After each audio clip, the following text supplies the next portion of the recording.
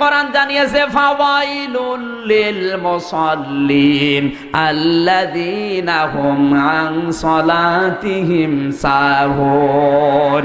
আল্লাহ রাব্বুল আলামিন বলেন ধ্বংস আক্ষেপ ওই নামাজীগুলোর জন্য যারা নামাজ পড়ে কিন্তু নামাজ সম্পর্কে উদাসীন। এই সাহুনের ব্যাখ্যায় চারটি অর্থ লেখা আছে।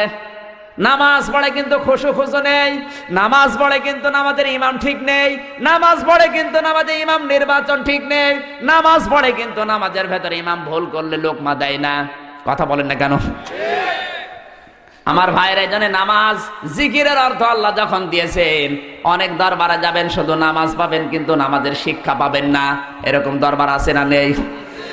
নামাজের শিক্ষা যদি আজ প্রত্যেকটি পীরের দরবার থেকে মুরিদদেরকে শিক্ষা দেওয়া হতো যে ইমাম নির্বাচন করতে হবে সৎ চরিত্র দেখে, বাংলাদেশে কোনো শয়তান এমপি হতে পারতো না। সুতরাং নামাজ যারা পড়বে, যারা আদায় করবে না নামাজের, ওদের জিকিরে কাজ হবে।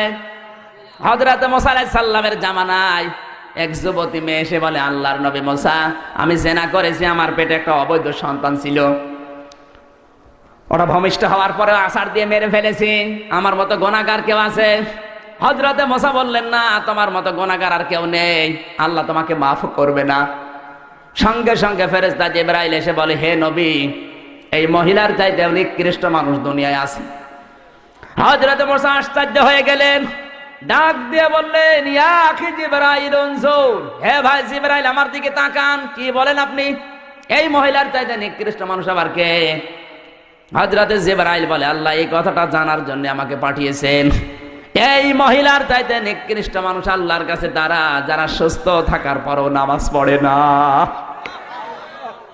নামাজ না পড়া মানুষ হত্যা করার চাইতেও খারাপ কাজ, নামাজ না পড়া জিনা করার চাইতেও খারাপ কাজ। সুতরাং নামাজ পড়তে রাজি আছেন কারা কারা? দেখে লিল্লাহি তাকবীর। দেখেন তো হাত তোলেনি কে? দেখেন হাত তোলেনি কে? দেখেন দেখেন